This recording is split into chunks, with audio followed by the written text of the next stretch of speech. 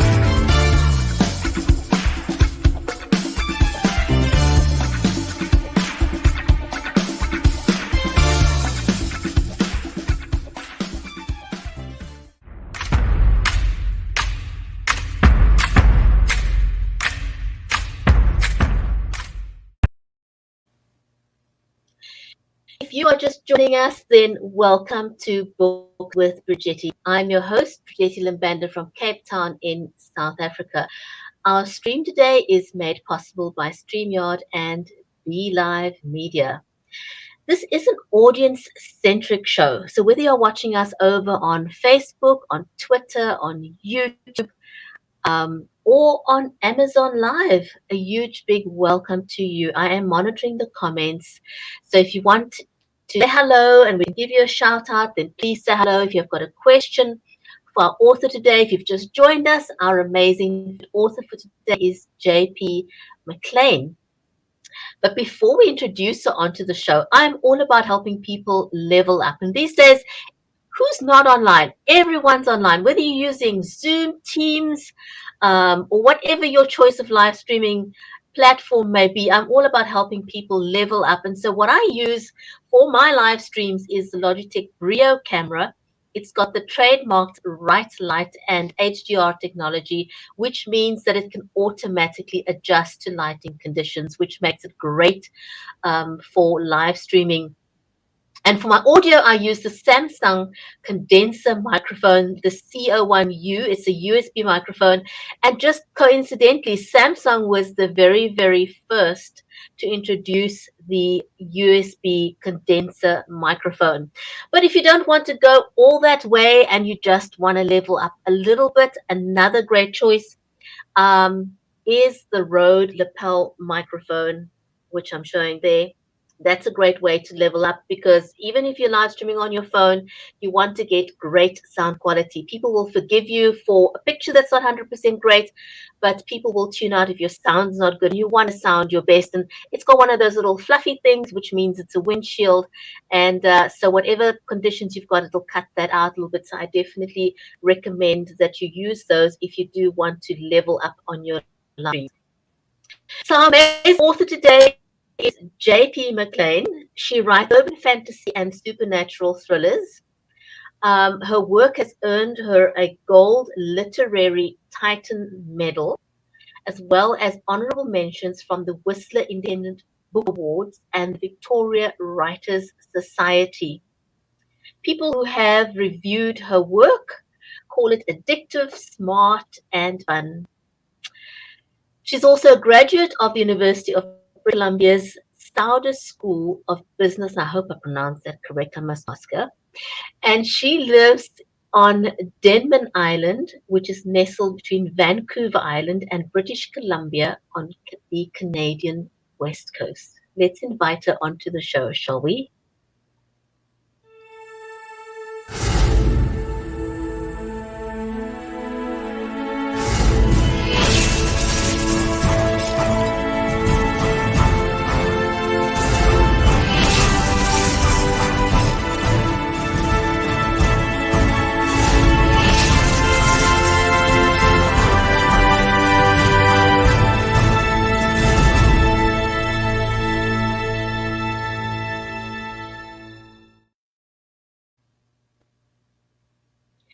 JP, welcome to the show. Thank you for joining us. Thank you for So glad. having me. I love that introduction. I feel very special.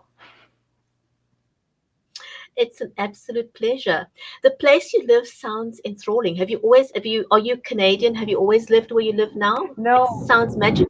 I grew up in central Canada, in Ontario, in Toronto to be specific, down by the lake, and then moved out here to come to school, to go to the University of British Columbia. And then, so I lived in Vancouver for about 10 years, met my husband there, and my husband bought this property thinking that one day he would retire, and he ended up retiring earlier than he anticipated. So we moved over here. And it's a very, very small island. It's only 20 square miles, or there's 1,000 people here. It's rural, so there's lots of cows and Oh, sheep. So it's very small. We're ferry bound as well, so I need to take a ferry to get on and off island. But it's only a 10-minute ferry to get over here. So, but it's beautiful. It's a lovely place to live. that sounds amazing. That definitely sounds like the kind of place I would love to retire to. My kind of life. Slow life, away from the hustle and bustle. You obviously have internet there, and to me, that's kind of the thing. As long as it's got an internet connection, I could I could be very happy there. Very, very happy. Just me and because this is how I love to communicate. I love live streaming. I've met so many people from around the globe. I get to interview amazing authors like yourself. This is just the ultimate for me. So, how did you get to become an author? Did you start writing from a young age? Was it something that you learned later in life? Was it a retirement project? How did you get into writing? I got into it to break the monotony of a very wet winter, and it was the first winter we had returned to the West Coast after having been away for about 5 years in the sunny South. So it was the first winter back, and I wasn't working at the time, and I did not know how I was going to spend my winter. So I took up writing, and I'd been reading an awful lot of urban fantasy and paranormal stories. They've always interested me, those types of stories. And I thought, I'm gonna try to write one scene and see how much how I enjoy it. And so that's what I did. I wrote one scene, and it was a dream I have. I have these dreams of flying all the time. They recur. And so I thought, well, I'm going to try to write that scene where the woman just jumps off the deck and flies down the coast. And I wrote that scene. It took me a couple of nights to get it down. And then I thought, well, she's not just going to jump off a deck and fly down the coast. She's going to know that she can fly, or she's not going to jump. So, how does she know she can fly? Was she born that way? Was it something that was developed later in life? And who taught her how to fly? I'm sure she had to learn how to fly. And so the questions just kept piling up, and I kept trying to answer them. And before you know it, that one scene kind of grew on both sides and became a much larger story. And I found I loved it. I absolutely loved creating the story. And the more I thought about the story, the more ideas kept coming to me. So the story grew and grew and grew, and it grew from the initial first book, which was at that time Secret Sky, this one, and it turned into 7 books. So it was a long series, and it was fun. How long did it take you? I mean, what is the time span for the series? The first book took the longest because I was figuring it out. So that one went through an awful lot of rewriting. But generally now I can write a book a year. But that first one took me probably 2 years to do. But I do about a book a year now. It takes about 6 or 7 months to write them, and about 4 months to go through the editing process and the beta reading process. So it's Well, that's amazing. I mean, even if I think of most authors, I've been interviewing authors for 3.5 years now. Even 2 years is not a bad amount of time in which to get a book out. I know we had an author on once that took 30 years to get his book out. oh my goodness. It took him 30 years before his book Yeah. saw the day of light. Well, But some stories take once longer. But I think, it's like everything. I think, we overthink things, and, you second guess yourself and you go through all these processes. But once you've done it once, you realize, but I can actually do this. I can write. I'm an author. And, so that makes the process a little bit easier. And I love how you got into the story. And it's just grown from there. So does the one kind of follow on the other? Is that what you've done with the series? That's how it ended up. That's not how it started. When I started the series, I finished the first book and I thought, that's it. I'm only going to write one book. So it's a complete story. But I missed the writing when I finished it. I really missed the characters. And I thought, a secret society of people who can fly. Like, that's such fun. You can take it so many different places. So I started jotting down some ideas for a second book. And when I was jotting the ideas down, I thought, well, there's a lot of ideas here. And I started writing the second book, and I realized fairly quickly that I had more than one book. This was going to be 3 books. And so I started calling it a trilogy and started marketing it as a trilogy. And then the 4th book came out, and that kind of blew the trilogy out of the water. So then I had to rebrand it as a legacy, and decided at that point I wasn't going to say how many books were in it, because I clearly was not very good at guessing how many books were going to be in the series. Wow, are you writing full time now? Yes. Well, I say I'm writing full time. It's hard to write full time. I write probably half time, and then the other half of my time is spent doing all of the activities that surround writing. So it's creating the graphics, it's finding You cover do that designers. yourself? No, well, I do some of the graphics myself. I don't do these ones. These are done by a professional book cover designer, but I do the graphics for Facebook, Instagram, those types of programs. So that's the other part of writing, is the marketing part, which is the part that takes a lot of time and isn't quite as much fun, I don't think, except for interviews like this, which are terribly fun. But yeah, when you're doing some of the marketing, finding the places where you can advertise your book, for example, the marketing part of things is a little more difficult for me anyway. I think a lot of new authors underestimate how much work is involved in the marketing process, and that getting your book published is just really the start of the work. That, that book isn't going to fly off the shelf by itself. I Uh, remember you when know, I was so depressed when I learned that the first time, because I thought, oh, I've written a book. People are going to want to read it now. Well, no, you have to find the readers. And that takes a lot more effort than you imagine when you first start. You get used to it, but mm. it does take a lot of effort. How have you found the marketing process? Because you've been an author for a while now, and so you've been under lockdown as well. How has marketing changed for you pre-pandemic, and how have you adapted or pivoted? There are 2 things that are happening. The in-person events completely shut down for some time. With the new book coming out, it came out in October, and we can meet indoors now. There is a mask mandate in effect, so I have been able to do some events, but not a lot of bookstores are having them, even though they could have them. So where I would normally locally in this vicinity have maybe 5 or 6 launches at different bookstores, I've had 2, and the other ones have said, let's hold off until the new year. So that part has changed, and not that's not a good change, I don't think. I'll be glad when it opens back up again. But the part that is good that has come out of this, which is kind of fun, is because people have discovered Zoom. Well, they've been forced to Zoom meet and StreamYard meet and meet online.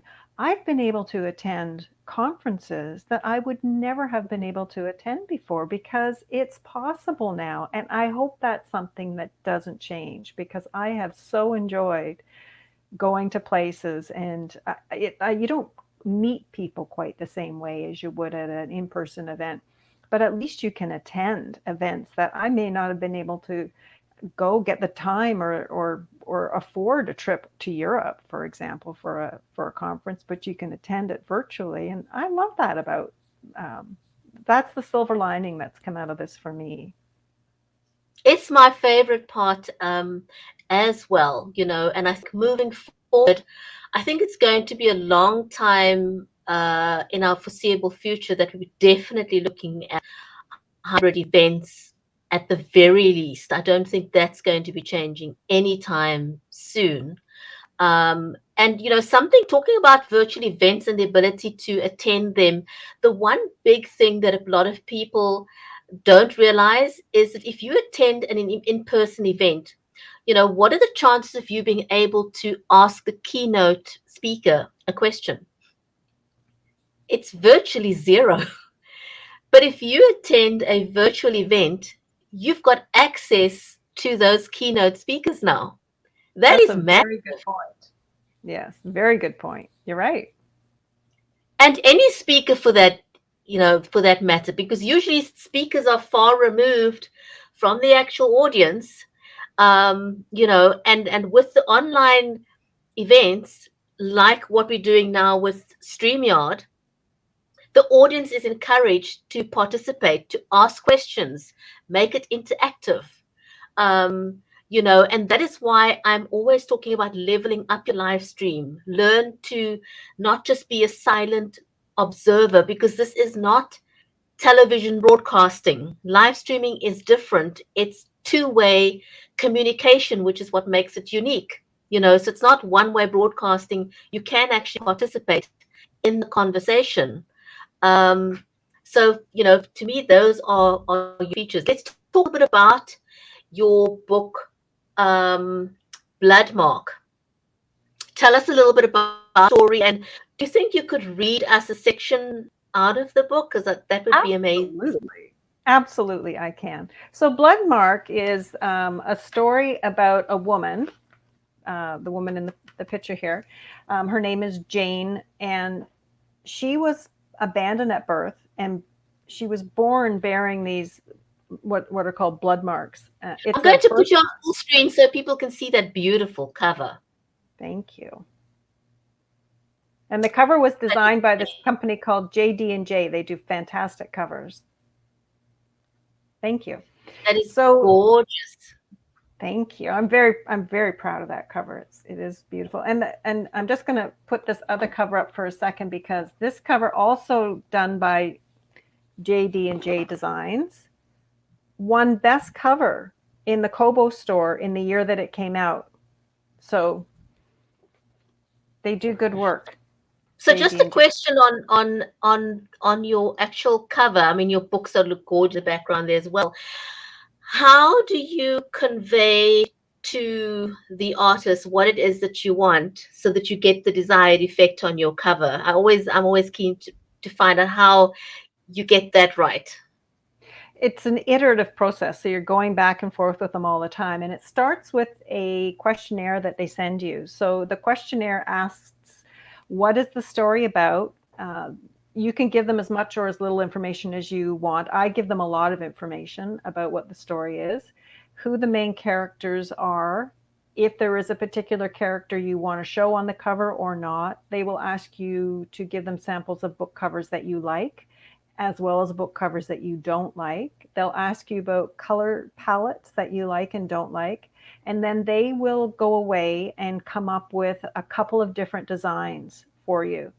And then you can tweak a little bit those first 3 to 5 designs that you get. Eventually you narrow in on one that suits the book the best. And what their job is they're going to the market and looking at what's popular, what's selling at that time. They're looking for the best images they can find, the most unique way to put them together, and they're looking for genre specific things. So they want to make sure that the cover is appealing to the genre that the audience for the genre. So you kind of get a sense, like when you see a romance cover, you know that it's a romance. When you see a thriller cover, you know it's a thriller. So that's the expertise they bring to it. And of course, then they just try to get your idea in as well. But it's very important that if you're not as a person who's not a cover designer, it's important that I let them do their job. Like I cannot insist on too much being on the cover when they know their job. So she rides a motorcycle. She lives in a city center, in a downtown city center. She bears these blood marks. She's a certain age, 25-ish. And I left all that with them, and they came up with this cover. They came up with a bunch. One of them was her standing in front of a motorcycle. That was one of the options, and I really liked that. But when I saw this one, like, oh, that's it. That's her. It is So it that's is how. gorgeous. And then when it came to, like, the size of the book, the paper, the quality of the cover, do you have any input into that process, or do you leave that to the professionals? No, I total control over that because I do the interior layout and design myself. I've learned how to do that. So I pick the size and I pick the whether it's a matte or a glossy cover. I pick that. And the inside, I prefer the cream colored paper versus the white paper. I don't find it as hard on my eyes. Sometimes the white and black is harsh Very and hard hard. to read. Yeah. So those are decisions I made, and I guess because I've done so many of them now, I stick with the same size. The only time I don't stick to the size is if it's a different type of book, like a novella would be a smaller size, but still Right. cream paper. It's a constant for you now. Yes, yes. So Bloodmark is about the woman who is abandoned at birth, and she bears this chain of blood red birthmarks that snake around her body. And when she's about 25, they mysteriously one by one start to disappear. And of course she is ecstatic because she's grown up with these marks and been ostracized because of them. So when they start to disappear, she's pretty happy about that. But then she learns that there is somebody is stalking her, a killer is stalking her, and these marks are the only thing that are keeping her alive and out of his crosshairs. So it's a race against time for her to find out who this person is before her last mark disappears. So I'm going to read Wow. you I'm going to start from Awesome. chapter 3. So this is Jane. She has just returned from a midnight rendezvous to pick up her girlfriend, her best friend and roommate, who was drunk in a bar, and she's just gone to collect her from the bar and bring her safely home. So this is August the 9th. Jane Walker, she's the protagonist, parked in Sadie's spot. Sadie is the roommate. Behind the Victorian house she and Sadie called home. The Kitsilano mansion had dodged the wrecking ball of the 60s, but not the callous renovations of the 70s that left its old bones mutilated. The aroma of smoke lingered in the hallway. Their new neighbor, no doubt. His was the only other apartment on the basement level. Jane hadn't yet met him. They descended a couple of steps and made their way down the dimly lit hallway to their apartment, Jane keeping a grip on Sadie's arm. They shared a small one-bedroom unit. First one home in the evening, got the bed. She slipped the key in the lock and gave the door a shove, comforted by the heft of the steel against her shoulder. A door the landlord would never have agreed to pay for. Sadie staggered in behind her. Jane turned the lock and shot the two bolt locks. Thieves would find the sparse apartment a waste of their efforts, but the locks weren't to dissuade thieves. Jane set her helmet on the floor and heeled off her boots, careful not to dislodge her boot knife. She helped Sadie to bed and tucked her under the sheet. The mattress and box spring rested on the floor beside a table lamp that Sadie had rescued from a dumpster. She was already fast asleep when Jane returned with 2 aspirins and a glass of water. Jane set them on the parquet floor, also known as the bedside table. Back in the living room, she double-checked the bolt locks. She'd gotten a good deal on the door from a demolition warehouse, but would have paid full price if she had to. She changed into sleep pants and an old cotton work shirt and settled on the sofa, drawing a quilt up under her arms. Though she was glad to have Sadie safe and at home, she hated leaving her bike downtown, regardless of Ethan's faith in Jimmy. Her thoughts drifted to Ethan. He was the only man Jane could remember whose gaze didn't skitter to the left of her face when he looked at her. It was as if he didn't see her birthmarks. Or that one, anyway. Port wine stains, the doctors had called them, though they hadn't shared with her that they'd never seen specimens so uniform or extensive. The stains wrapped her body. When Jane was 10 years old, her guardian had allowed her to be stripped and photographed. That small humiliation still haunted Jane, so much so that Sadie was the only one who had seen all of her hideous birthmarks. The skin beneath the stains hadn't thickened with age as the doctors had predicted, but the stains themselves had morphed into an intricate pattern. It looked as if the birthmarks had been applied with a blood-red rubber stamp in thick rows. The only treatment available to rid her of the crimson stains was laser, a painful and expensive procedure not covered by any health care that Jane could afford. And because the birthmarks were vascular, the doctors warned her that the treatment might not work at all. It could even make the stains worse. But that didn't sway Jane from her plan to attempt the removal process as soon as she paid off her rebel. It wouldn't be long now. She'd begin with the biggest offender, the 2-inch wide red line that tracked across the left side of her face from mid-forehead to ear. Hiding that one from curious stares had been the most difficult. 2 of the others, one on the back of her hand and one on the top of her foot, posed seasonal challenges, but were nothing gloves and boots wouldn't cover. Jane rolled over and gave in to the sleep that tugged at her. With the door bolted, the dreams could come. Not that she could stop them. They came when they wanted, without warning or apology. Vivid dreams that she could recall in painstaking detail, even when she didn't want to. And when the dreams came, nothing could wake her until they'd run their course. That is amazing. Absolutely amazing. Have you done any audiobooks? I mean, it was wonderful listening to you read. I haven't done any. I don't know if I have the stamina to do a whole book. It would be difficult to do a whole book. I mean, that was just 2 pages. It is a huge undertaking. An author I spoke to previously was telling me how she embarked on this process of doing an audiobook herself, and she actually wrote a how guide. And one of the things she mentioned was how to train your voice to speak at a pace so that you don't sound tired and that you don't damage your vocal cords. And I thought that was interesting. And she goes, she said she did her first book and then had to dump it. It wasn't good enough, but she learned a Oh, lot of lessons, and it took her a year, I think she said. But she learned a lot of lessons along the way. And then when she did the second one, a friend said to her, "Why didn't you, now that you have the knowledge of how to do it, why didn't you write a how-to guide?" For other authors. And I'm actually wanting to go and get a copy of that book myself because I think it's probably she goes through all the possible things that could go wrong in your audio recording process. Because yeah, I these days believe. people do love to do audio, but most people will hire a professional artist to record their audiobooks.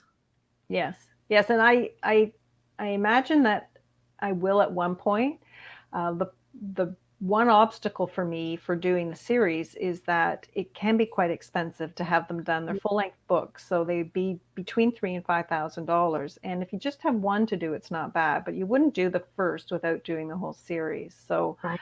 I'm looking at an awful lot of money to do that series. It would be with so many books in the Yeah. series. I can well imagine that, and everything is also about cost. You've got to know that it's you're going to make your money back. And, one generally does. not make a lot of money from being an author. And so you have to justify that kind of expense if it's so many. It's different if you've got one book, and if they're not a thick book, then it may not be such a huge expense. But I can well imagine in your case that could cost you a pretty penny. Now, Yes. I do want to ask you, for any new aspiring authors that are watching the show right now, you are an accomplished author. What would you say it takes to employ the art of compelling storytelling? Because every author aims to have a book where people can't wait to turn the page, or they feel like they have to spend the whole night awake because they have to finish the story. You've mastered the art of compelling storytelling. Do you have a tip for any new authors? I think that the first thing is that you have to be persistent. You have to stick to it because it takes a long time to get the story right. And you have to trust your editors, and you do need an editor. And that is one of the expenses that, if you can afford nothing else, an editor and a professional cover designer, those are the two things that you should consider. And you will learn so much from your editor. They will tell you things you may not want to hear. Things like, and I can tell you this from especially the very first book that I wrote, this character isn't doing anything in your story except providing backstory. So you need to get rid of that character. Oh my God, a whole character? I don't know if I can get rid of a whole character. And other things like, this scene isn't doing enough heavy lifting. You need to get rid of this scene. Or um, try combining these two characters into one character. And you have to rewrite the whole book to do that. But that's the kind of advice that will turn your book from mediocre to page turning. And so if a new writer could just trust the editor and take that advice and rewrite the book as they're suggesting it, they'll end up with a better book. Awesome. And then my last two questions for you are, um, did you go traditional publishing, self-publishing? Do you have a publicist, and why? The first book, I did not know what I was doing. So I went to a company that published it for me. So it was like they did the cover and they did the interior design and they put it up on the platforms. And I just sat back and let them do that. So that was like a partner publisher. It wasn't a selective process. When I got to the fourth book, I had learned enough about publishing that I pulled the books back from that company that was doing it for me, and I did them myself. So I'm totally indie published now. With Bloodmark, I did try to get an editor. I was thinking to myself, is the grass greener on the other side of that fence? So I'm going to try to go the traditional route, and I did query some agents. I had some interest, but not enough. And so I went indie with a new book as well.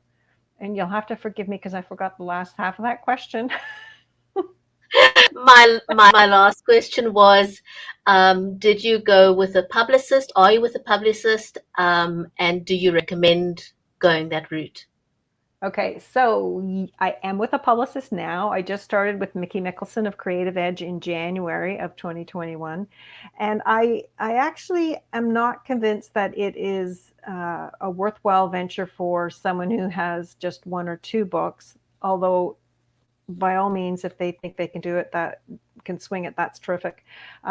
Where I found, and what I've always done is when I am not confident that I know how to do something or I don't know how to do it well, then you bring someone in who can do it well as soon as you can afford to do that. So with Mickey, I hated making cold calls to sell my book. I'm not a very persuasive salesperson, and I've felt uncomfortable doing it. And no matter how many people tell you, oh, you can do it, you can do it, I knew I wasn't comfortable and didn't want to do it. So Mickey took all of that pressure off of me. He now does all of my cold calls for me. He even set up all of my book signings and my launches with the local stores. So he's been a godsend in terms of getting me publicity that I could never get myself. I didn't know where to look. I didn't know how to look. So that's one area where I'm very, very happy that I reached out to Mickey and found out about him. So yeah, I am now with a publicist, and it's been great. That's good. That's practical information for anyone who is a new author or a new-ish author and they're wanting to move on. I think marketing is an area where a lot of authors underestimate the amount of work and effort that you have to put in it. And not everyone has mastered the art of marketing their own books because it is an art. It is. It is. And it takes a while to get comfortable doing it. A long time to get comfortable doing it, depending on your personality, of course. I mean, there are people who are very good at publicizing themselves and marketing themselves. I just wasn't one of those people. I know. I must tell you a brief story about an author in South Africa. This was a young man that grew up in rural South Africa, and he really wanted to write a book, and he did. But he needed to get the book printed, and he literally stood at the traffic lights with a sign saying, I would like to publish my book, and I'm needing help. And somehow a publicist saw this, and they said to him, well, if you can get X amount of likes or something on Twitter, we will help you. And so he set about doing this, said, I need X amount of likes and then I can get my book published. And he did it. He did it all by himself. I take my hat off to this young man for his perseverance. And I think he is now on his third book. And he's done that using the power of Twitter. I have so much respect for this young man. Just so Wow. much respect That's for, impressive. yeah, for doing that. So it can be done. Where there's a will, there's a way. But if that's not you, a publicist, I think, as you said, can be a huge, huge, huge help. So you can focus on what you're good at and leave the marketing to the professionals, like with the cover. Your covers are absolutely gorgeous. And if anyone's watching us over on Amazon Live, those books are in the carousel, both Bloodmark and Secret Sky. Beautiful, beautiful covers. And I like that you've got them in the background. They look absolutely beautiful. Thank you. Stunning work. And I really like that you explained where the marks came from. And it's one of the reasons I love interviewing authors, because we get to hear things about the story that we may not otherwise have been able to get from the book. So JP, thank you so much. This was amazing. Appreciated Thank getting to you. know you a bit more and a little bit about your book. um, and again, I want to encourage people out there who's watched this, even if you're watching this on the replay later, go and grab the books. They're both available over on Amazon, and it's going to be worthwhile read. They're both beautiful books. So thank you everyone for watching today, and thank you if you're going to be watching this on the replay. JP, it was amazing. Thank you so much. It was great My having pleasure. you on the show. And I hope that our paths will cross again sometime in the future. I'm sure. I have no doubt it will. I hope so. But thank you, everyone. Stay safe, and we'll see you again on the next episode of Books with Bridgetti. This was me, Bridgetti Limbanda from Cape Town in South Africa, and my amazing guest, JP McLean. Take care, everyone.